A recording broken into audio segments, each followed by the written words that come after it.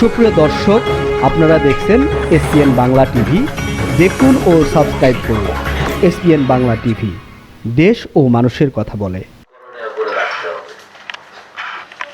তিনি যখনই হলে প্রবেশ করেন, যে অবস্থায় তিনি প্রবেশ করেছেন দেখে আমি হচ্চকিত হয়ে গেলাম। এই অবস্থায়ও তিনি আমার আয়োজনে যোগদান করেছে।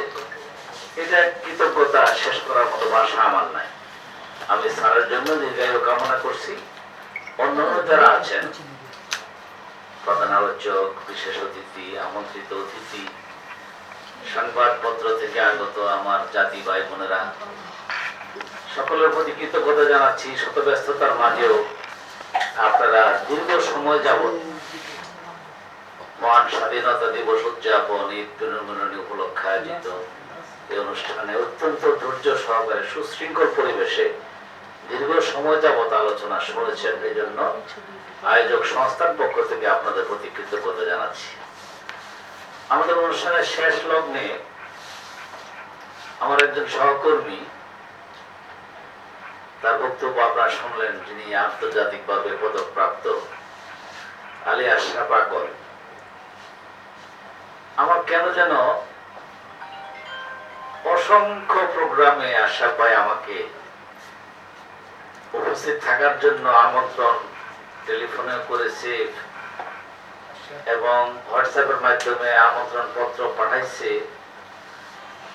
আমার কেন দুর্ভাগ্য আমি জানি না, আমি ওনার কোন প্রোগ্রামে অ্যাটেন্ড করতে পারিনি। এই জন্য আমি আন্তরিকভাবে দুঃখিত আশরাফ ভাই।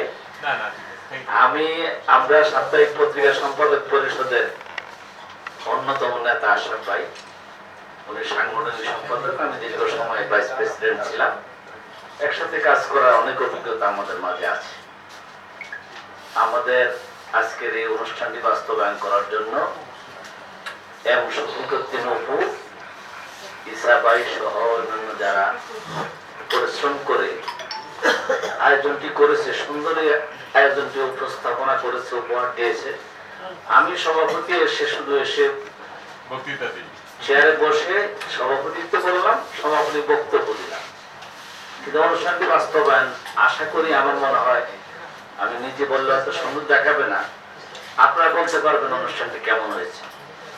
বিশেষ করে আমাদের শ্রদ্ধাভাজন জনাব রেজাবুদ্দৌলা সাহেব, যার সাথে তুমি যখন এদেশের আলোচিত নেতা, তখনও আমি ওনার সাথে বসে কথা বলার সুযোগ পেয়েছি। আগামী দিনে আমরা আশা করবো রেজাবুদ্দৌলা ভাই খুব সহসাই কোনো ভালো অবস্থানে বসবেন। আমরা সেখানেও তার কাছে আজকের মতো এরকম ডাকলে তাকে তখনও পাবো আশা প্রত্যাশা করছি। যাই হোক, একজন বক্তা বলছেন যে যদি আমরা শুধু আলোচনাই করি, এই আলোচনা যদি প্রসারিত না হয়, ছড়িয়ে না পড়ে, জাতির সামনে তুলে ধরা না হয়, সেহেতু এই আলোচনার মধ্যে সীমাবদ্ধ থাকলে হবে না। আমি তার বক্তব্যের সাথে একটু সংযোজন করতে চাই। আলোচনা যেটুকু আমরা করেছি, আমাদের বিচারপতি স্যার বলেছে যে যতগুলো আলোচনা হয়েছে তার নির্যাসটুকু যদি আমরা কেউ সংগ্রহ করি, কেউ মনে করি যে হ্যাঁ আমি আজকের থেকে আলোচনার বিষয়গুলা আমার পক্ষ থেকে আমি বাস্তবায়ন শুরু করব। আসেন না, আমরা এখানে 50 জন আছি, এই 50 জনে শুরু করি। আমাদের দেখায় তো আমাদের ঘরে একজনের ঘরে 5 জন করে থাকলে 5 50 250 জন আছে। এই 250 জনের দেখায় দেখায় পরে 500 জন হবে, 500 জনের পরে দেখা পরে 1000 জনের হবে, এমনি করে তো ছড়াতে থাকবে। আমাদের রেজাবুদ্দৌলা সাহেব বলছে যে অনলাইন মিডিয়া, আজকে এই প্রোগ্রামে যারা সম্মানিত হবেন, পুরস্কৃত হবেন, তারা নিজেদের উদ্যোগেই ফেসবুকে বিষয়টা ছেড়ে দিবে। এখানে গণমাধ্যম থেকে আগত যারা ভাই বোনেরা যারা আসছে, তাদের অনেকেরই অনলাইন পেজ আছে, সেখানে তারা এটাকে ছড়িয়ে দিবে। আপনি দেখবেন যে আমাদের 4 দেওয়ালের ভিতরে যে আলোচনাটুকু, আমি মনে করতেছি ছোট্ট একটি আয়োজন না, কোনো অবস্থাতে ছোট না। ফেসবুক খুললে দেখবেন কতটা ছড়িয়ে পড়ছে, কত হাজার লোকেরা এই বিষয়টা দেখতে পাইছে।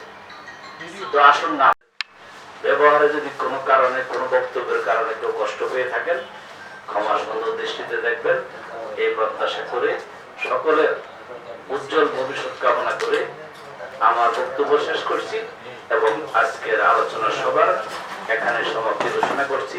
পরবর্তী যে সম্মাননা পর্বটি আছে সেটা আপনারা উপভোগ করবেন। সকলকে ধন্যবাদ। আসসালামু আলাইকুম ওয়া রাহমাতুল্লাহি ওয়া বারাকাতুহু। এই যে তাদের যে মনোভাব সৃষ্টি আমরা করতে পেরেছি, এটা শুধু এইখানে থেমে থাকবে না, এটা আরো অগ্রসর হবে।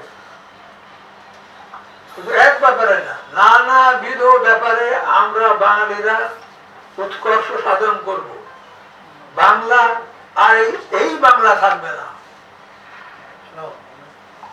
এমন এক বাংলা আমরা বলবো যেখানে সব মানুষ সুষম বিচার পাবে, কোথাও হেরফের হবে না। আমরা 15 থেকে 16 বছর স্বৈরাচার দেখেছি। এই কথা বলতে গেলে আমার লজ্জা করে, দুঃখ লাগে। এই দেশের মানুষ এই দেশে থেকে কি করে তারা চিন্তা করলো এই দেশটাকে তারাই শুধু শোষণ করে নিজেদের করে নেবে, আর কারো কোনো বলার অধিকার থাকবে না বাংলাদেশ। এবং সেইভাবেই তারা 15-16 বছর ইফ নট মোর চেষ্টা করে গেছে অনবরত।